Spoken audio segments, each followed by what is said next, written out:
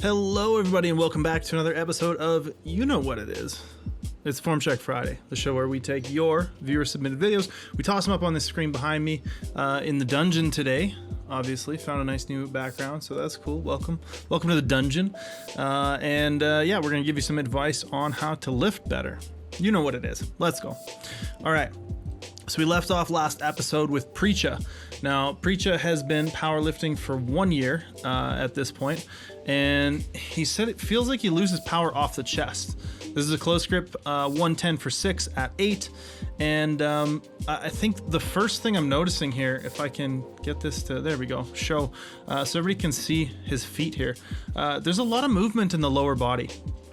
And I think one of the things that indicates to me is that we're probably not maintaining the upper back or chest position nearly as well as I would try to coach a lifter to, right? So let's see if we can get a good idea of where this chest is at its highest. Okay. So we're about one frame off there. All right, so on the descent of the first rep, we managed to get the chest up to about there. Now watch how much lower it is throughout most of the rest of this set. It just falls and falls and falls and falls. So basically, we're losing position consistently as the set wears on. And generally what's going to happen with that is we're going to see a distinct drop off in bar speed. Once that range of motion starts to extend slightly, it puts your shoulders in a less and less favorable position very consistently as the set wears on, and you'll see the bar speed be, nice and fast for the first few reps, and then all of a sudden out of nowhere it's like, wow, that just jumped up 2 RPE in 1 rep. And I think that's probably the biggest thing. So what I would recommend, let's get these feet planted. It looks like we're maybe toe picking. Let's get those heels smashed down into the ground, right? Drive those heels down so you can get a good base of support and good contact with the ground. Think about using your quads to push your knees out this way, rather to extend your knee joint out this way as a means of trying to push yourself back onto your traps, right? We're trying to drive the chest up with leg drive. We're trying to push the body back so that we can maintain that arch. We could maybe work on a nice light touch, but it's tough to tell because, close grip might just be touch and go versus your comp bench, etc. We might be seeing some differences there that are kind of inherent to the fact that this is an accessory or a secondary movement. So the biggest things I'm seeing, like I said, are going to be mostly in the trunk and legs. So I think if you can work on that, it's probably going to have a lot of benefit to you. So I hope that helps, Preacha. All right, up next we got Matt doing some deadlifts. Now Matt is from Poland. He's spent about 1 year doing powerlifting training. This is a 170 for 3. And this was his previous 3RM, but he says this feels like about an 8 RP right now. So I would say you're definitely pointed in the right direction if we're pulling something that used to be a 3RM, and now it's feeling like an 8 RP. So we're clearly making progress, which is good, right? Now the biggest thing I'm noticing here is I think you could just pull yourself more into position. Because I think what's happening is we're still ending up with a pretty horizontal back angle. Some people can get away with that, but what's happening here is this horizontal back angle is causing you to kind of get pulled forward more and more each rep. It's causing us to lose our back position as the set wears on. When the back is more horizontal, we get a little bit more shear force. When the back is more vertical, we're getting a little bit more compressive force, right? So ideally, we want to see you maintaining a little bit more of an upright torso angle. And the reason I say that is because I think you can. I think if you allow the knees forward just slightly, if you sit your butt down and back, right? We don't want to fall into that fault we see all the time of people trying to jam their knee or their hips forward into the bar, which causes that low back to round out, causes us to lose a lot of this like really good sort of back position that we've got here. So try and pull those hips down, allow those knees forward a little bit, and try to just like take more time before your reps. Because I feel like you're doing a great job here, just like continue pulling in, right? You're starting here, you're getting some good tightness in the upper back, you're pulling down, you're starting to push into the floor, you're pulling the slack out, but like just don't start the rep so early. Do you know what I mean? So at this point, don't start pushing the floor away and trying to like start the rep.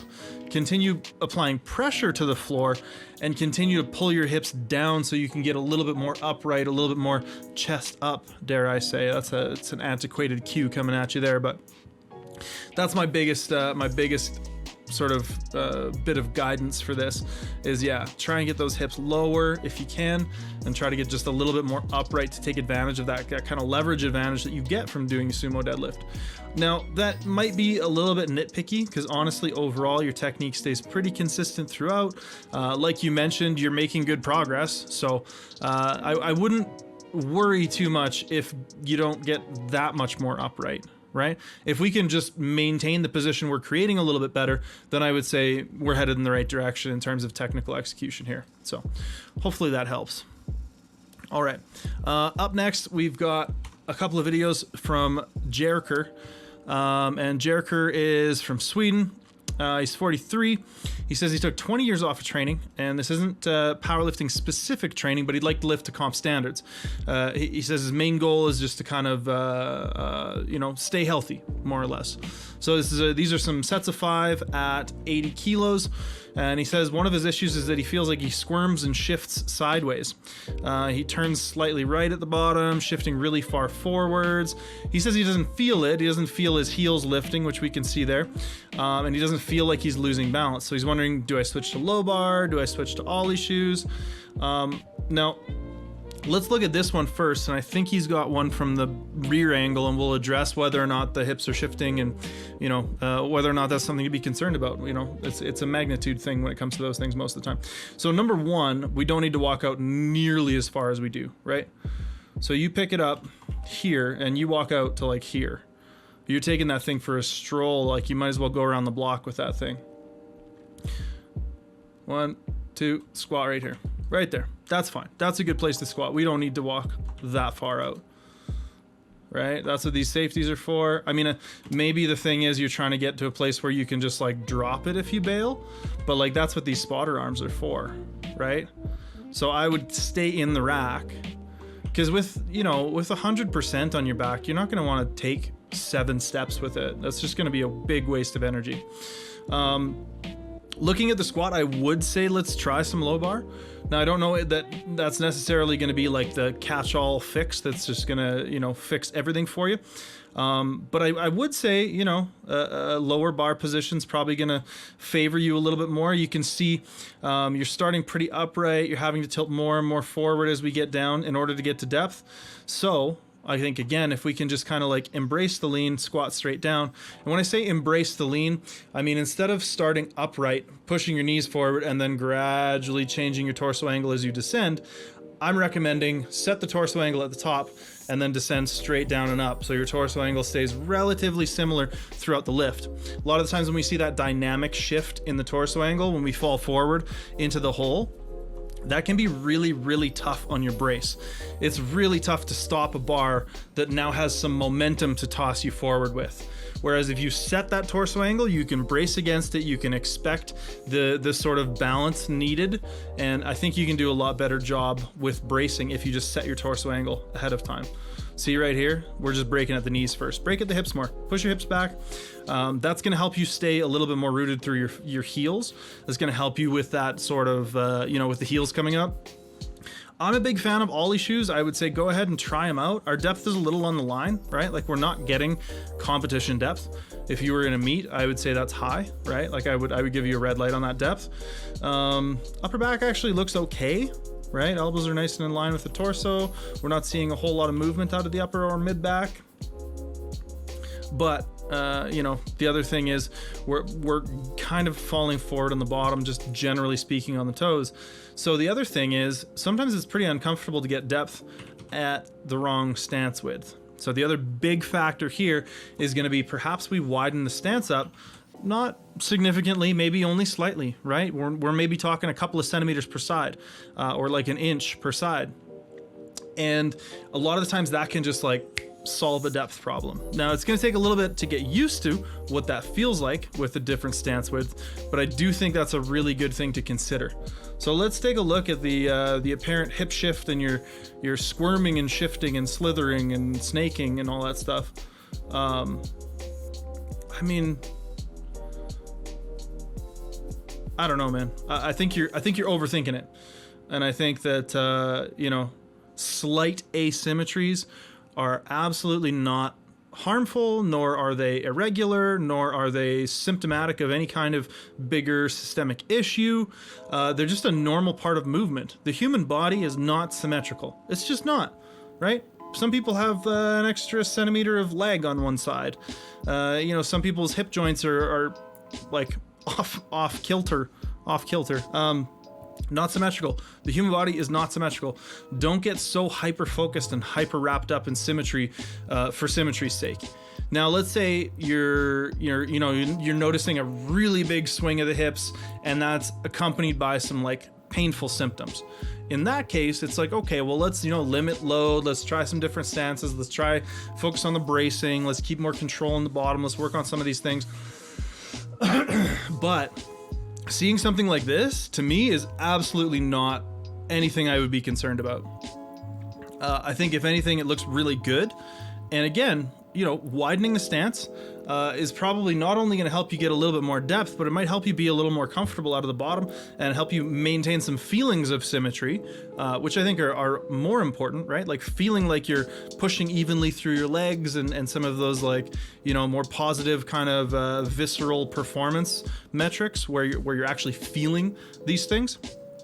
Those are more important than like reviewing the video and doing like a squat U and being like, oh, hip shifted, a quarter of a percentage of a degree to the left, a bit of deload to empty bar. And I'm not saying that's where you're at, but I do think there's a lot of like noceboing going on out there with perhaps an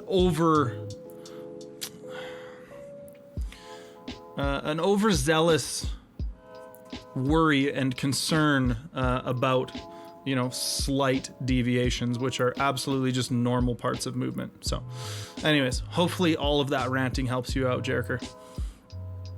All right. Our next submission comes from Phillip. Phillip's doing some bench press. So Phillip's been powerlifting for a year. He says the bench has kind of always been his struggle, his toughest part of lifting. He says he feels stuck at 115 kilos. This is 82 kilos. So if I'm being honest with you, Phillip, I think your technique looks really freaking good, man. Excuse me. It looks really, really good. Now you do have a little bit of a harder touch, but it looks like you're controlled. It looks like you're decelerating the bar. And it looks like you have a really good, consistency from rep to rep. So I don't really think that it's a technique thing holding your bench back. I think that if anything, it might be a programming thing. And this is where I talk about the Calgary Barbell Training app, which is a fantastic, very feature-rich program library that we offer. You can go to calgarybarbell.programs.app to check that out. You can upload all your footage in there. It's going to give you recommendations based on a learning RPE chart that's going to adjust to how you log your stuff. You're also going to get exclusive access to our Discord community, where I go in there almost every morning and do form checks and answer questions about programs and help people modify the programs and help people, peak for competitions and all that kind of stuff. There's just over 10 programs in there right now, and I'm putting another 8 to 10 in there within the next month or two. So head to calgarybarbell.programs.app and check out the Calgary Barbell Training app, because it's awesome, and I'm really proud of what we can offer through that. Anyways, now let's say you have no interest in any of that and blah, blah, blah. If you are, self-programmed, one of the biggest things you can do is simply add some frequency, right? If you're benching once a week, start benching twice a week, start throwing in some variations, some long pause, some, touch and go, some close grip, some wide grip, board presses. I mean, there are a ton of different things you can play around with. And obviously that's where a good coach or a program would come in handy, is helping you kind of experiment with those things, giving you a system to work within so that you can pick out what is helping you get better. Yeah, that would be probably, honestly, it's a programming thing. It's not your technique holding you back. It's just not, right? And I think, honestly, probably more often than not, it is a programming thing holding people back and causing plateaus. It's very rare that I've changed something in somebody's technique and that's been solely responsible for progress. There are obviously outlier cases where that is, what happens, but I think very rarely is that the sole and single input that causes the output of, further progress. Now, The only thing I would nitpick here is that your feet aren't all the way down, right? Now, if you come to Canada and you're competing in the IPF, we've got some pretty, what's the right word? Some pretty particular referees who may or may not give you a start command based on that slight elevation of the outside of your foot, that slight inversion. So what I would do is with your leg drive your knees out a little bit so you can get that foot flat on the floor, especially if you're looking to compete. It really depends on the referee, but you could get held without getting a start command for quite a long time. I actually watched the guy bomb because of that, and it was really, really unfortunate. So trying to do my best work to try to make sure that doesn't happen to people. All right, this is Dimka. Now Dimka's doing some deadlifts. This is a last set of 5 reps at 185, training 1.5 years. He says his PR is 225 at a 9 RP, and he says he feels his start position could be better. And he's looking for an accessory movement to help with his progression on his deadlift. Now it's interesting because it looks to me like you're in a really good position off the floor, but what we notice is, especially as the set wears on, that lockout starts to get really sticky, right? So I would even say this first rep is like questionably locked out, right? We maybe don't get the shoulders all the way through, but you do kind of tilt the hips forward and unlock the knees to make it look a little bit more locked out. So number one, let's clean up lockouts, right? Let's focus on every single lift having a fully extended and competition worthy lockout. This is a big thing I talk about all the time, something I strive very hard to do always in my own training, and that is train to a competition standard, right? We all know somebody who was, squats high for the entire training cycle. They're like, it'll be there on meet day. It'll be there on meet day. And you know what? Sometimes those lifters, they make it work. More often than not, especially if they're an intermediate or novice lifter, they're going 1 for 3 at best, and they're having a hell of a time. They're getting very thrown off the game plan. That can be super disruptive to your mentality on competition day. So basically, all of this is to say we need to lock out better in training. And for anybody watching, always train to a competition standard. Always squat to depth, always lock your deadlifts out, always pause your benches, always lock your benches out, etc., etc., etc. So yeah, this first rep, I might red light that for not being fully locked out. Now, as we go into the next rep, I don't think we really take the time to pull all the way into position. So I think you're doing a good job setting tension here, but what I think we're lacking is just that little bit of extension here. So what I would get you to do, Dimka, is I would try to bring the knees back a little bit. I would try to like reach your butt back towards this wall and try to just build a tiny little bit of extension there as you pull the shoulders down, right? Let's see. So the really, the tough thing is to go from already being seated to finding good position, right? One of the biggest things that I recommend for people trying to figure out their sumo positioning is set up stiff-legged, right? So straighten your knees so your butt is like your hips are way up there. Find your back position, and then start applying some pressure to the floor. Pull your hips down into position, and then start your lift, right? If you're just like kind of sitting in a squat, it's really tough to find good position from there. However, if you can start with a stiff-legged position, it's really easy to find tension in your hamstrings, to find a good, nice, neutral back position, and then to pull yourself down, find the quad tension, find the foot pressure, etc. So those would be the biggest things I would say is like between and before every rep, bring your hips up, pull yourself down into position, find that good position, and in your warm-ups, like practice pulling into position. Right? A lot of people who have sumo deadlift issues, they DM me or they email in and they say like, yo, what mobility can I do to get better at sumo and my start position? What exercise can I do to get better at my sumo start position? And I'm here to tell you that, honest to goodness, the best thing you can do is just pull into position. Practice your start position. That's a part of the lift. Practice that part. I had a client who went from like a really, really not good start position on his sumo deadlift to a really, really nice start position on his sumo deadlift in a course of like 6 weeks, because he lived near the gym and he'd go in every day and just load up like 120 whatever, didn't matter. He wasn't even lifting it, and just practice pulling into position. And he would film it, and he would review it, and he would try to find the feelings associated with a good amount of tightness and tension and achieving those good positions that he wanted to be in to start the lift. And it was literally just practice of the start position that allowed him to get better at the start position. Just pull yourself into position, practice that. Now, also, one of the things that I always recommend for lifters, one of the things I'm a big fan of, is the paused deadlift, right? So let's say we are able to create a really good position here. Now, the next problem you're likely going to run into is that you create this good position. As soon as you start pulling, it kind of falls apart. So what we do with the paused deadlift is we practice essentially breaking the floor twice. We pull ourselves into position, we start the lift, we pause a centimeter, 2 centimeters off the floor. We wait for an actual pause, an isometric, a stop, so we're breaking inertia again, and then we restart the lift. And what that does is it essentially forces us to start the lift twice. It forces us to brace our start position against the inertia of breaking the bar from a dead stop twice. So you're getting 2 times the practice per rep. So that's my biggest tip and recommendation for practicing start position in the sumo deadlift. And then, yeah, those cues that I mentioned earlier, you know, kind of reach your hips back, bring your knees back a little bit, start stiff-legged, pull into position. Don't just sit into a squat and then try to find out where you are. It's really tough to do it that way. I hope that helps you, Dimka. All right. And now we have Tyler. So Tyler is doing some pause squats here.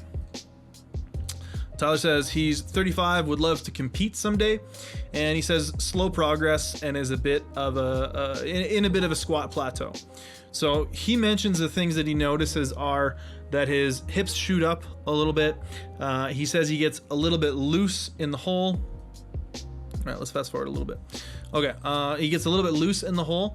He says he's trying to like give into or embrace the lean, but he's wondering how to eliminate the amount that his hips kind of lead on the way up, right? And how to get around that, you know, sort of coming forward in the bottom, swinging back on the way up.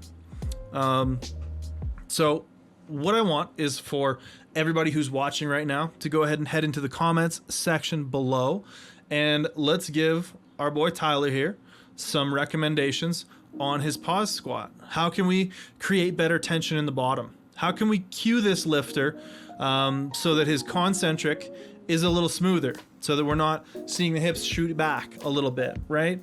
You know, what are the things that we should focus on? What are the biggest cues that maybe worked for you? Assistance exercises, those kinds of things are always useful. And also, before we go, one last thing I wanted to mention is that we do have just a little bit of this sweet Calgary Barbell merch left. So go ahead and hit up calgarybarbell.shop to check out the apparel that we have left. And thank you all for 100K.